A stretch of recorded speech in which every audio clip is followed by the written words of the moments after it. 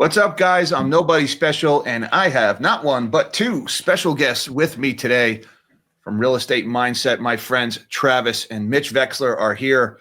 We're going to talk about our houses. Do we ever even own them? Are they even ours? Because we had some silly, some might even say stupid things come out in the last couple of days about mortgages.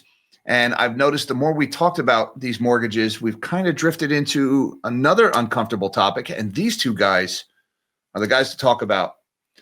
So I'm talking about the 50-year mortgage, and I'm talking about property taxes. And I think both of these issues are very important because they feed into the affordability crisis that is plaguing the real estate market right now. They bleed into government excess and waste. And you guys have done an excellent job covering this. So, Travis, we'll start with you, brother. Welcome back. It's been a while since we talked. It's good to see you.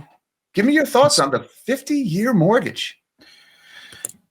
It's more debt and more debauchery. And what you're doing there is you're allowing, first of all, the only people that are going to want a 50-year mortgage are people that are only looking at the payments for mortgages.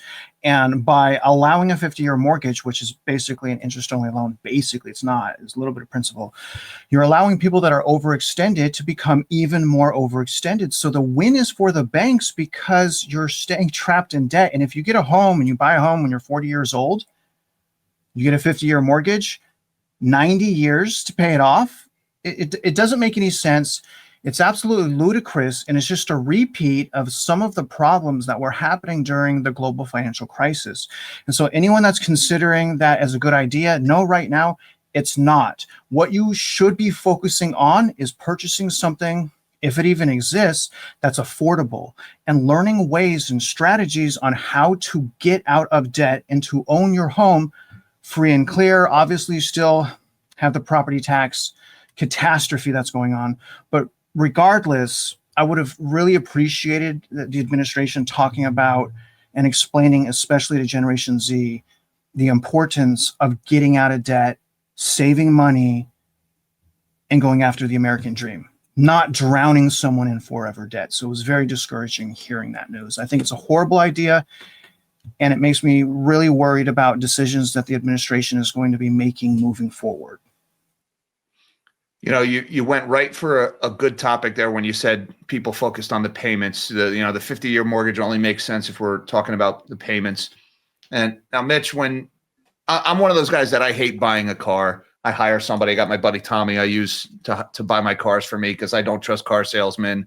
And I'm not the most well-versed when it comes to cars. But one of the things that Tom always says is never let them get you hung up on the payments.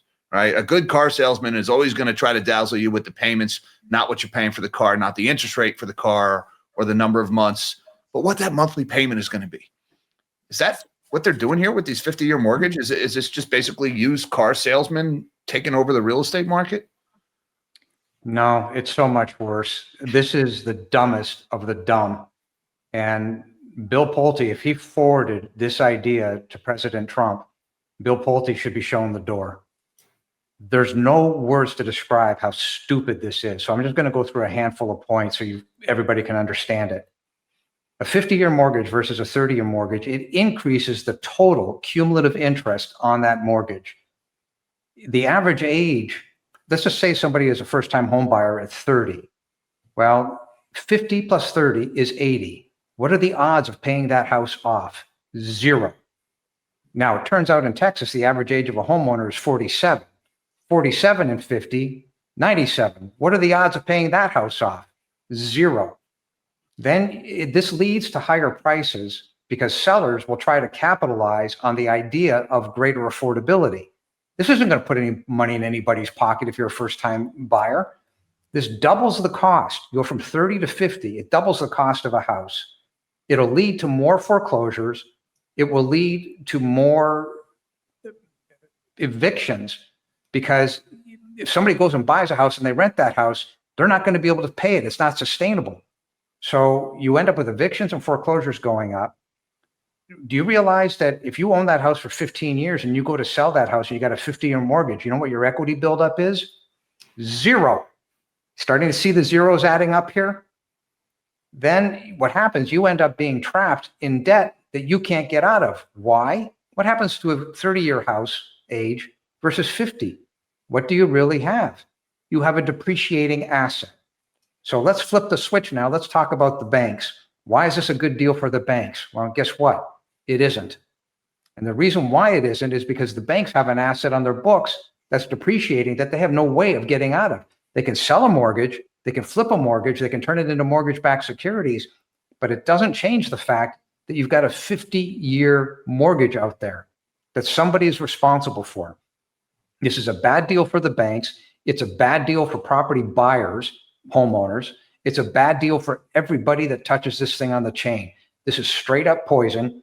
Bill Pulte should have known better. The White House themselves should never have let this cat out of the bag.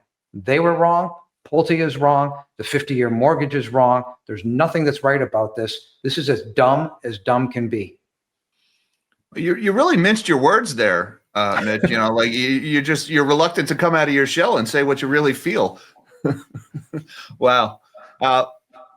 Look, you're not wrong. I had the same reaction when I heard this, that this was stupidity, that this is just more silly things, silly affordability gimmicks that ultimately will just drive home prices higher and maybe delay the misery by a little bit and ultimately make the problem worse in the long run. And I've observed a couple of different conversations and comment threads that have sprung up on Twitter and on YouTube around this. And a lot of people have made the comparison to feudalism, that you'll never own your home, that you're just renting your home from the government forever. Is that really what we're doing here? I mean, are they killing the dream of home ownership with this and replacing it with something more like serfdom, Travis? No, they've killed the American dream even before a 50-year mortgage that's not even here yet.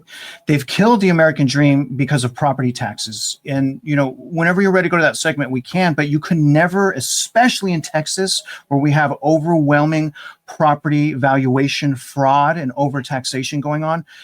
Even if you pay your home off, in some cases, many cases, you still have to pay $1,000, $2,000 just towards property taxes. And that doesn't even count homeowners insurance. Here in Texas, obviously hail, hurricanes, things like that. We also have an insurance crisis. So we're getting hit multiple different ways, and extending a payment from 30 years to 50 years does absolutely nothing except rob Americans of the dream of home ownership even more. It's just absolute debauchery. Again, the biggest thing that I had a problem with, to me, it shows we have someone in charge that doesn't understand what's going on. And that hurt even more, because we've already had 40-year mortgages. We've already had negative amortization loans to where the payment didn't even cover the interest. We've had interest-only loans through the global financial crisis. But to hear him say that, and even yesterday with Laura Ingraham, him to say that the polls suggesting that consumers are suffering right now, or it's a con job, and it's very concerning, Jack. Yeah, there's no shortage of things to be concerned about economically. And you did touch on property taxes there. And I do want to pull on that thread, because it's one of the reasons why I think that the timing of this is good, and why you two are the perfect guys to talk about on this subject, because you guys have been fighting the good fight when it comes to property taxes.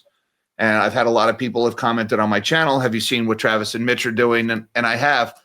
So since we're talking about, serfdom, and you never really own your house and you're just renting it from the government, this 50-year mortgage is the perfect segue into your fight to eliminate fraud.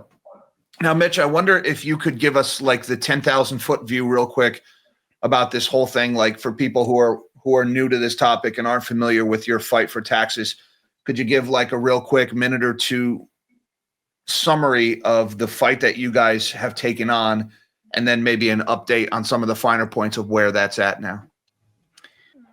We're in the Supreme Court of Texas. Now, what has happened, we have a 2023 case that's currently in front of the Supreme Court of Texas.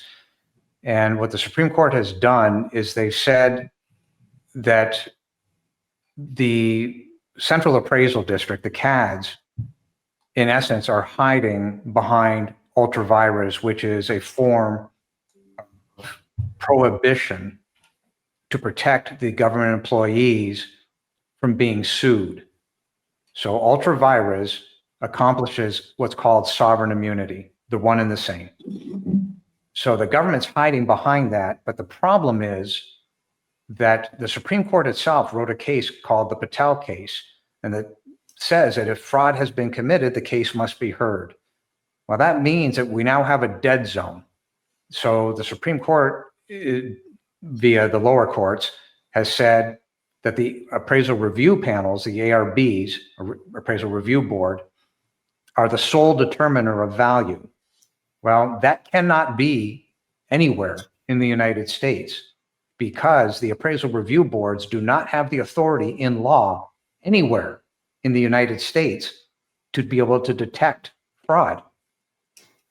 The appraisal review boards do not have anywhere in the United States to determine the value of a property because that is required under uniform standards of professional appraisal practice. In essence, we have a dead zone created by the existence of the Appraisal Review Board. The Appraisal Review Board works and operates under the auspice of the Central Appraisal District. The Central Appraisal District is owned by the school districts, the combination of which, to make a long story short, have created roughly 5.1 trillion of outstanding fraudulent school district bond debt across the United States and roughly 606 billion in the state of Texas. The state of Texas has what's called the Bond Guarantee Program, Texas Bond Guarantee Program, that although it has roughly 57 billion in it, it is insolvent. It cannot cover off the debt that has been created by virtue of fraudulent property overvaluation and subsequent fraudulent overtaxation. The 57 billion isn't going to get them anywhere against the 606 billion. And that's just what we can see. We know that there's 313 agreements. We know there's energy agreements. We know that there's off-balance sheet financing. We know there's shenanigans in the interfund accounts. We know that there's hidden investment pools. We know all this. We just simply can't tabulate it because nobody will turn the information over, including the Attorney General, who violated the Freedom of Information Act. So all these people have circled the wagons to stop the truth from coming out. But as you've seen on my website, the truth is readily available for those who want to see it. At some point, this will be back in front of the Texas Supreme Court, and we are probably on our way to the U.S. Supreme Court. We've got a document that's being drafted right now to that effect, and we hope to have that out within the next 60 days, and that'll be circulated amongst the law review journals across the United States to be read by all Supreme Court justices.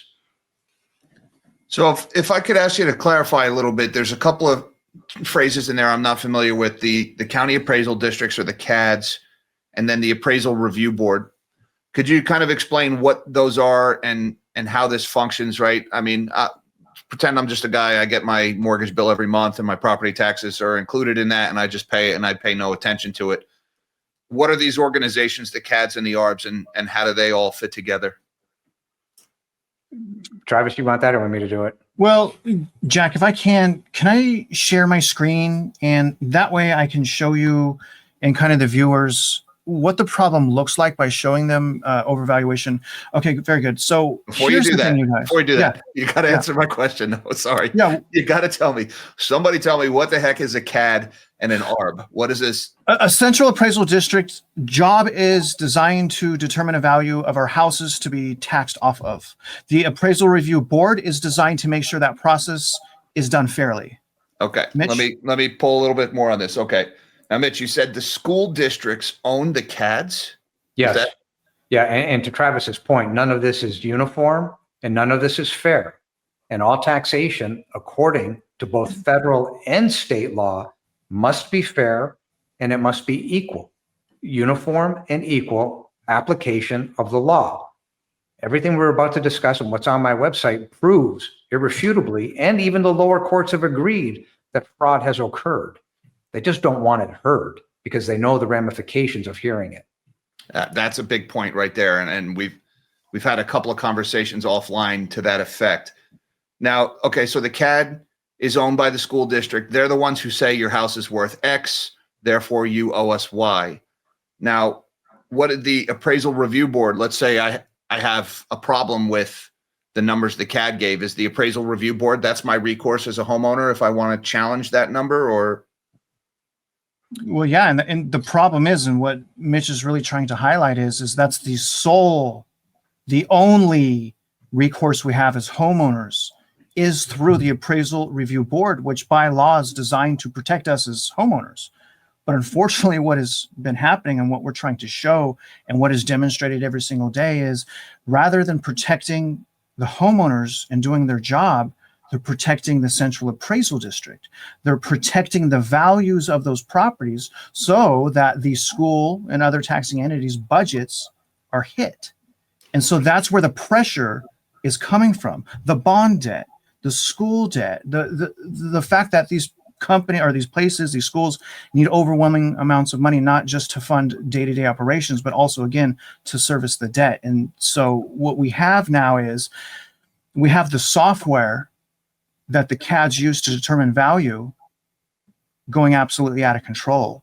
They essentially, I don't know exactly how, but some way through the software, they're shifting the liability around the table. So if someone fights the value of their house, they get that value down, the software spreads that liability to another property. oh, so they just arbitrarily increase another property's value. If you challenge yours, government gets the same amount of money. They just, instead of robbing Peter, they're robbing Paul, Bob, Frank, and Mary. Yeah, and we found when I was battling the Central Appraisal District to fight and protest assessment value, what we found is, and this was Trisha, she did an incredible job. She found that within the software, they were doing those adjustments for entire neighborhoods under something, and they just made this up. It's called neighborhood adjustment. So they were doing 200 up to 300%, Jack, neighborhood adjustments, meaning if the home, in this particular occasion, this manufactured home is worth $90,000, plus the 300% neighborhood adjustment brings it up to almost $400,000. And that's what we found that they're doing within that software. And that's just one example of the data manipulation. Mitch has a wealth and archive of audio as well about how they're getting away with this. Before we get into the data again, I want to nail down these organizations and how they fit together. The appraisal review boards, you mentioned how they're kind of in the bag for the CADs. Is this a situation like a revolving door between the two organizations? Like, is the appraisal review board made up of the same people, or they draw from the same pool of people as the CADs?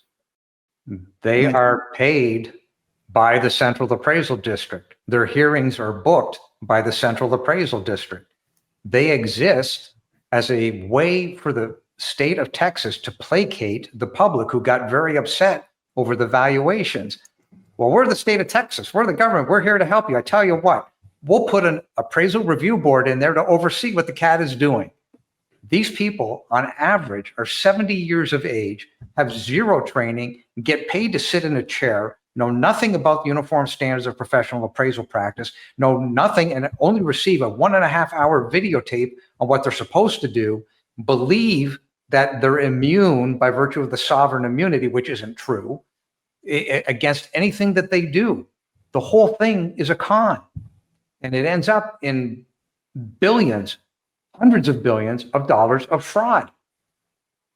So not only are the ARB board members culpable in aiding and abetting a criminal conspiracy to defraud, so are the chief appraiser, so are the appraisers working in the CADs, so are the registered professional appraisers, which are the RPAs. They're all aiding and abetting a criminal conspiracy to defraud because, to Travis's point, they're using software to increase the values for which are direct violations of USPAP. You can't do it, by the way. It's also a direct violation of uniform and equal under the Texas Property Tax Code. It also violates the Texas Constitution, uniform and equal, and USPAP is required under the Texas Property Tax Code, and it's a violation of the 16th Amendment to the U.S. Constitution, which prohibits taxation of anything that is not income-based. You can tax an income. You cannot tax property. Market value is an unrealized gain. You cannot, according to the 16th Amendment, tax an unrealized gain. Therein lies the problem. It's a trifecta. We've got them. We know that. The problem is that the courts refuse to hear it. They're blocking it under the ultra virus case. And Jack, I just sent you some text on the ultra virus, but the bottom line is that the Supreme Court does not have the authority to stop this from rolling forward on their own documents that they've written under the Patel case and also under the El Paso case. This is Supreme Court law. That's the doctrine. These cases must roll forward, and eventually they will roll forward. So what we've got here, then, we've got this situation where fraud is occurring. They're breaking any number of laws that you just listed, state law, municipal law, all the way up to federal and the Constitution. The court has essentially acknowledged these laws are being broken. The CADs and the ARBs, the appraisers, will say together, they're hiding behind sovereign immunity. I'm the government. You can't touch me. And the courts are reluctant to what? They're reluctant to rule on this because we know you're right and it's going to make a mess. Is that what you've been told?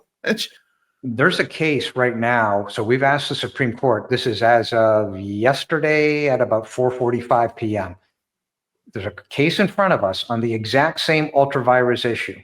So we've asked the court, stall our decision off, because what they said for ours is, well, we're not going to hear the case. No explanation. Just simply, we're not going to hear this. Now, in fairness to the Supreme Court, they only hear about 8% of the cases that show up. However, this is really important. This is a big deal. This is $606 billion in the insolvency of the Texas Bond Guarantee Program, not to mention the fact that in the last 5 years, the property values in Texas have gone up 100%, and there isn't a stitch of math to back that up. That is pure fraud.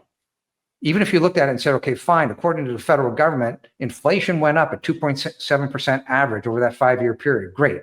15%. How do you explain the 85% delta in property overvaluation and overtaxation? The only explanation is pure fraud. So when you stack all these elements up, they're caught. But isn't it interesting? The Supreme Court said, yeah, we just don't want to hear this, which means there's a huge dead zone caused by A, ultra-virus, which cannot happen according to Supreme Court law times 2, and the dead zone by the ARB because they don't have the authority in law to detect fraud. They don't have the authority in law to determine a property value because they don't even know that USPAP exists. This is a con. This is a con of biblical proportions, and this will end badly, very badly.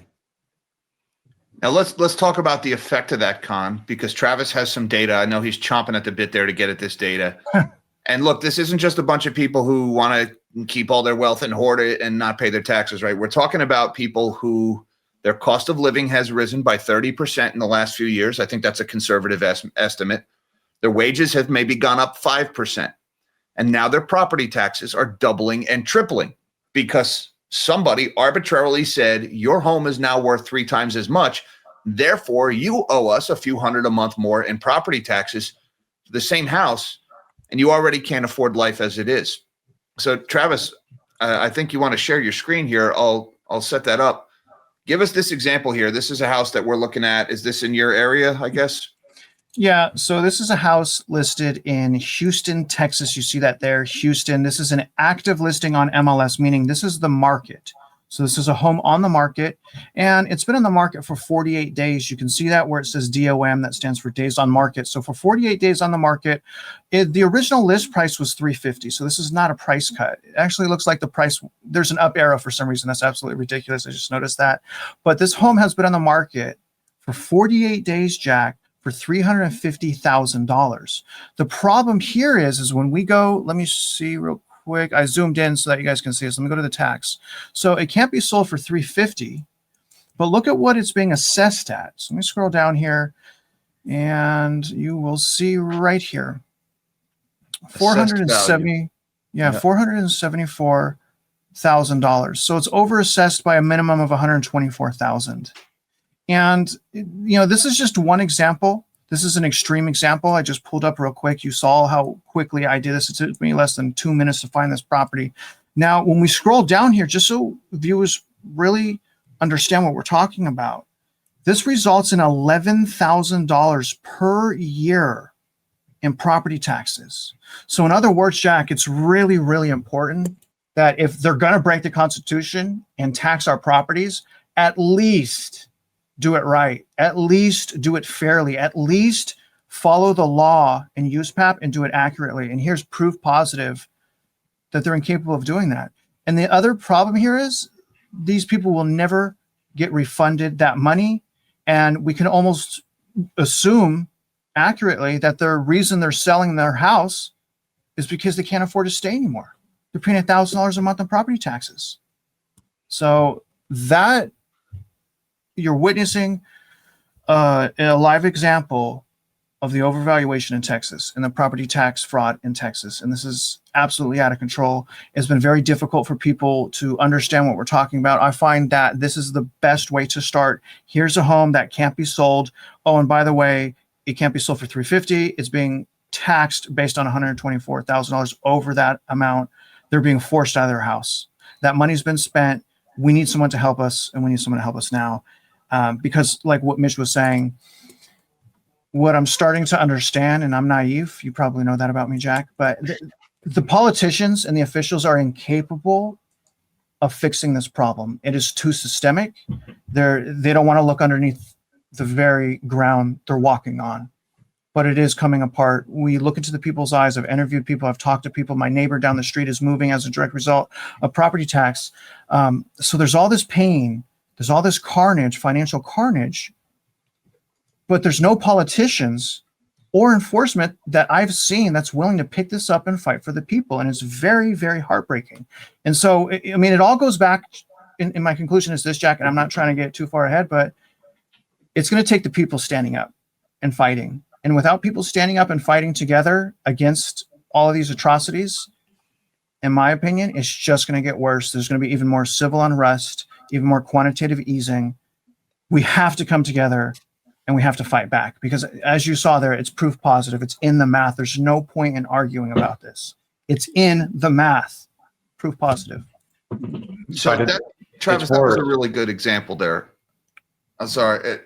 48 days on market, so it hasn't even sold at this price and it probably won't. $350,000. Yet the guy at the CAD, Central Appraisal District, says $474,000. And therefore, that homeowner is paying almost $1,000 a month in property taxes. But I mean, it was a nice house, but it wasn't a mansion. $1,000 a month in rent to the government, even if you own it free and clear, no mortgage, no insurance, no nothing, still costs you $1,000 a month. And if you have a problem with that, your only recourse is to go to this appraisal review board, which is made up of the same people who put you there in the first place, the appraisers. Yes, sir. Bingo. But Yeah. it's worse. It's worse. There's a worse. What's the worst, Mitch? It's so much worse, Jack. It's a lot worse. So here's what happens. While you're sleeping, your money is literally being equity stripped straight out of your mortgage, and you don't even have a clue it's happening. So how are they doing it? Well, you're entitled on your mortgage to principal reduction. It's called amortization. You would normally have that money as a principal reduction of your mortgage, but that can't occur when the property taxes are going up faster than your amortization. So in essence, they have literally stripped your money straight out of your house. You don't know about it, put it in their pocket, and then just for fun, they took it and they levered it up 20, 30, 40 to 1, so that over the next 20, 30, or 40 years on the current outstanding fraudulent school district bond debt, the principal, now we have to pay compound cumulative interest for the next 10, 20, 30, 40 years, because in Texas, you can lever it up 40 years. Isn't that interesting? How exactly are these bonds going to get paid off? The answer is they aren't. The median household income does not exist. And we've said it multiple times on video. I defy any government, federal or state, prove me wrong. You can't, because the amortization schedules are real. The outstanding fraudulent bonds are real. The compound cumulative interest, although no government will give us the exact total, is real. They're hiding as far away from this as they can because they're caught. That's why this is so much worse than anybody understands. This is a compound cumulative effect. And if that's not enough, then they turn around next year and they'll try to raise the bonds again. Do you know that in Richardson, Texas, just last week, they were successful at raising $1.5 billion? Do you know that in Richardson, Texas, they've admitted that the school population is shrinking by 9,000 students? Okay, and why are we raising this bond money? The system is falling apart. We're going to wake up one day when the bond market understands what's going on. We're going to see gyrations in the market that we've never seen in history. So I'm going to put my fraud hat on here. All right. I don't have a fraud hat, so I'll use my tinfoil hat. If I was a complete and total scumbag and I had access to, what did we call it? Sovereign immunity and the ultra virus. Sounds kind of awesome, by the way.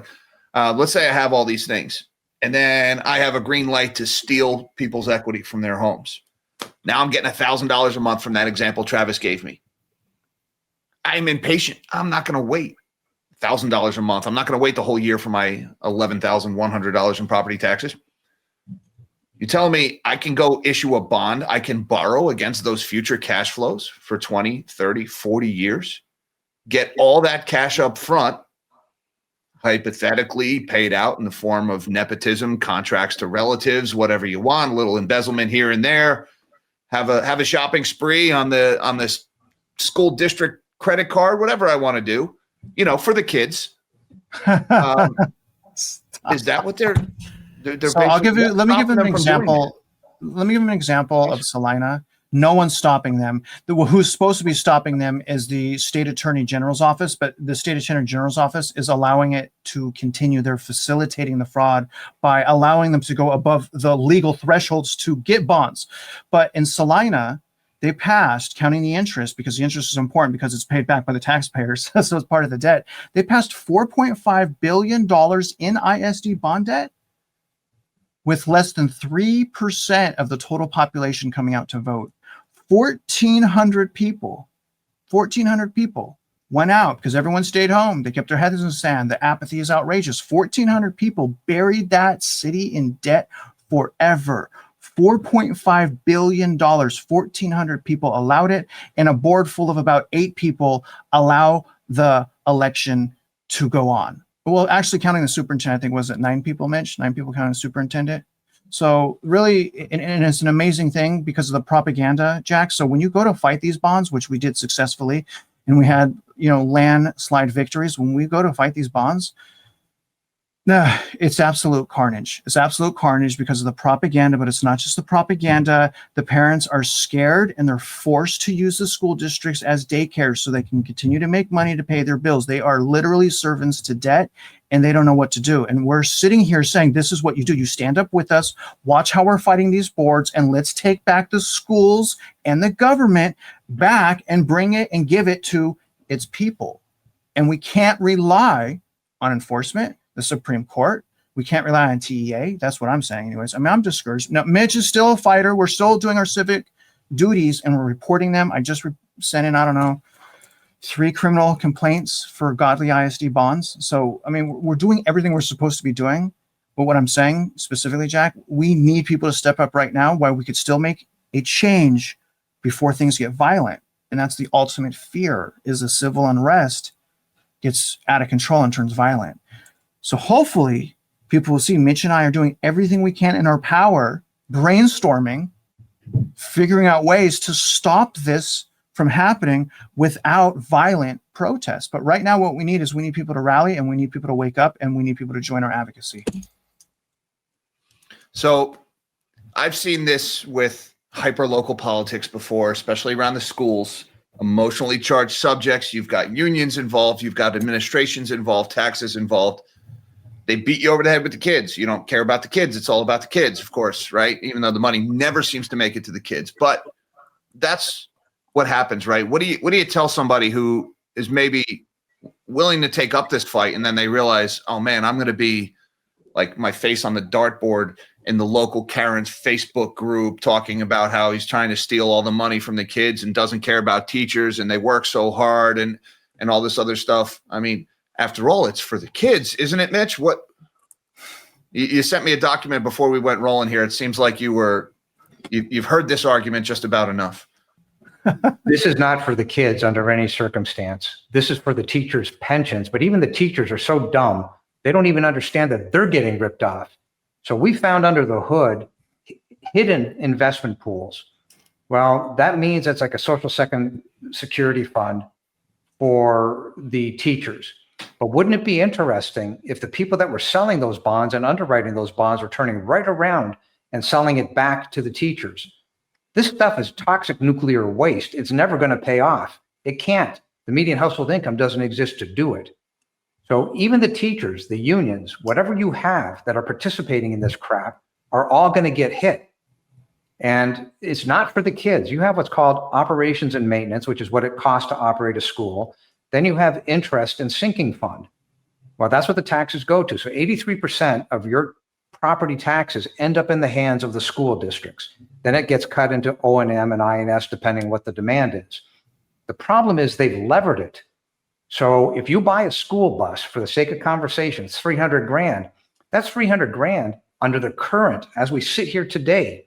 If that 300 grand was ordered 10 years ago, that bus, its cost today is 1.5 million. They're not paying these bonds off. They're rolling the bonds out and they're rolling the interest rates up. The amount of compound cumulative interest has so far exponentially exceeded the principal. There's zero chance of paying this off. It can't be done. Put an amortization schedule to it. We've tried. It just simply can't be done. The median household income doesn't exist. Well, therefore, this isn't going for the kids. This is going to pay compound cumulative interest and keep the Ponzi scheme alive. Who are the beneficiaries? It's the system itself. Government for the sake of government is the definition of tyranny. How could it possibly be going for the kids when the school districts themselves are getting an F in education? And to that point, the Texas Education Agency literally 10 days ago took over the Fort Worth School District because its grades were substandard. It got taken over. So the teachers are getting ripped off. Then somebody says, well, it's still for the children. Really? You've got 4 million meals that were fed by one organization here in Texas. The vast majority of those are for children. So are you telling me that hungry children don't matter to you? When they say this is for the children, they've got zero proof. They can't articulate it. They're idiots. They don't know what they're talking about. The evidence is on the website. They can't get away from this evidence. They can't get away from 4 million meals being fed to children. That's the problem with this. You're talking pure propaganda. When they say this is for the children, fine. Put your money where your mouth is. Prove it. Then I take it up to the next level and simply say, well, if you think I'm wrong, no problem. If you think Travis is wrong, we're big boys. We're happy to admit it. We'll make any changes if we're wrong. Therefore, prove it. Prove that we're wrong. Members of the court, prove that we're wrong. The idea that you don't want to hear the case, well, that means that all the citizens in Texas don't have a vote in reality as to what it is their government is spending the money on. Well, wait a minute here. We have laws under the Constitution of the United States of America. If I'm not mistaken, we fought a war over this. If I'm not mistaken, we fought multiple wars for which millions of military people died for the benefit of the protection of the United States of America and its citizens. We got a serious problem here. The War of 1776 was fought over this exact issue. It's called taxation without representation. The citizens are entitled to a vote. They're entitled to say where their money is going, and the idea you're blocking it isn't going to fly. Just a question of when, not if. You know, one thing I would add, and by the way, Mitch, that was all excellent. One thing I would add to that, you know, to the people who are beating you over the head, it's for the kids, it's for the kids. Well, what about grandma? Grandma's losing her house over this because grandma's on a fixed income and her cost of living went up 30%. And now the government says cough up another few hundred a month for property taxes because some bureaucrat has arbitrarily increased the value of your home on a spreadsheet. You can't sell it for that, but it doesn't matter. The government has just said so. So do the kids want grandma to be out on the street? And wow, on the fact of the bonds, number one, the fact that they've levered up this cash flow that's not even guaranteed, because we don't even know if people can afford this. See what's happening in Chicago, by the way. Nobody's paying their property taxes in Chicago, and the school district is going bankrupt there because of that. And then insult to injury, the people who are really, pushing for this, a lot of it cases is the teachers unions. The debt that's backing this garbage has been parked in their pension funds, which, by the way, I can't tell you, every lousy scheme I ever find on Wall Street, the ultimate dumping ground for this stuff always ends up being teachers' pensions. I don't know why. They just love to park their sludge in teachers' pension plans. And so, that's just to make matters worse. This is the future of the people who work in the district that they're ultimately borrowing it from, because their retirement money has bought this debt. Wow. Guys, let me just say thank you for taking on this fight. I don't know how this is going to end. I mean, they say don't take on City Hall, and you guys are fighting all the city halls everywhere with this, and DC and the court while you're at it. I wish you luck. You got your work cut out for you, but I'm glad you're doing it. Somebody needs to keep these people honest. So thank you. I think it's a public service that what you're doing. Where can we go? Can we keep tabs on this case? How can we keep track of it and get the updates of it? Besides, obviously, Travis, your channel, Real Estate Mindset, which is excellent. Where else can we keep up with this? Well, so yes, Real Estate Mindset YouTube channel. I have a website that's mainly designed for education. It's not as in depth as what Mitch is doing from a legal aspect, but it's more simplified, although it's very complex, right? But I have a complete training mechanism on realestatemindset.org. Everything is 100% free. I'm working on that website. Hopefully by this weekend, I'll add 3 more tabs, which is a tab on how to fight the Appraisal Review Board and a tab on how to fight the Independent School District Board, is very important to understand that that's where the fight in some ways needs to begin. We need to take back the schools. We need to take back our communities, give it to the people. So you go to realestatemindset.org. You can go to commonsense.law.com. That's Jeff Mashburn. He's an absolute stud. Patriot.org? Yeah. Okay. Commonsenslaw.org. That's Jeff Mashburn. He's an absolute patriot. He has already successfully helped several school districts. Basically, he's helped with the FBI, I believe the SEC as well, crack down on some of these schools. So he's actually facilitated enforcement taking action against school district. That's Jeff Mashburn. And then obviously Mitch. mockingbirdproperties.com/DCAD. And that site, by the way, is searchable. So if there's a word that you want to use, if you type in the word articles as an example, it'll drop you down to a lot of the articles that I've written. That's that section. And at the very top dead center, is everything that we've done just to make it easy for people in the last 40 days, including the Supreme Court of Texas case. Outstanding. Guys, I'm going to put links to all that stuff, as well as your channel, Travis, down in the description below. I will give you guys the final word if you want to take us away here. Any parting words of wisdom? Travis, go ahead first, brother. Well, I would just really, really like to reiterate what the solution here is. And again, the solution is, number one, figuring out that there's a problem that exists, learning how to articulate that problem, and then you must stand up and you must fight. We can no longer just stay at home and keep our heads in the sand, because they've frauded us for so long. It's at a breaking point. So I would say, take what we're saying seriously, stand up, and for the love of all that's holy, do not lose hope in your purpose and in your life. And if you're struggling with that right now, your purpose in your life, go back to your family. Take your kids on a walk, go outside, but figure out a way how to get your mind right, because we really, really super duper need you in this fight. Excellent. Mitch, any parting words for us before we wrap up? The bottom line is that all property taxes must be repealed in favor of the uniform states sales tax. And this is applicable not just in Texas or Florida, but across the United States. No school district ever again in the history of the United States should ever have access to the bond markets. They must operate on a cash-only basis, just like they did when we had schoolhouses 50 years ago. They didn't have the bond debt. This problem is pure inflation created for the benefit of those who are stealing the money. This does nothing for the students. This does nothing for the property owners. Repeal all property tax in favor of the uniform states sales tax. That was just so amazing at the end. I gotta love that at the end. That's great. Number one, I'm a big fan of consumption taxes versus income or certainly property taxes. Excellent words of wisdom there. And gee, yeah, 50 years ago, before we used the bond market to educate our kids, that's right, we did manage to send our kids to school and they did come home in one piece. It actually worked out and they got a little bit smarter along the way and they learned useful skills and became productive members of society without all that crap in the bond market and running people out of their houses. Yeah. Can be done. We did it for decades, centuries. Once again, folks, that is Travis and Mitch from Real Estate Mindset, two absolute freaking warriors for common decency right now. Thank you guys for what you're doing.